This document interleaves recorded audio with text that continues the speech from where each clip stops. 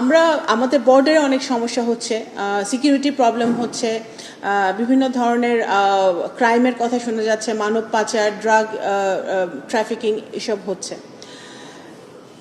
1.3 million এখন সংখ্যাটাও কিন্তু এখন কেউ সঠিক বলতে পারে না, কারণ প্রতিদিনই কম বেশি মানুষজন আসছে এবং বছরে গড়ে ওখানে 30,000 শিশু ভূমিষ্ঠ হচ্ছে প্রতি বছর। তো সেই ক্ষেত্রে আমরা সংখ্যাটাও ঠিকমতো এখন জানি না, কিন্তু ডেফিনেটলি 1.3 মিলিয়নের উপরে হবে।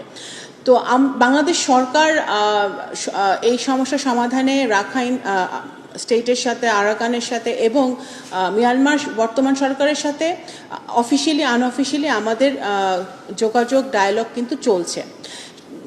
ব্যাপারটা একেবারে একটা পলিটিক্যাল প্রবলেম, এটা খুবই সংবেদনশীল একটা ব্যাপার এবং এই সমস্যাটা আমাদের পলিটিক্যালি সমাধান করার প্রয়োজন।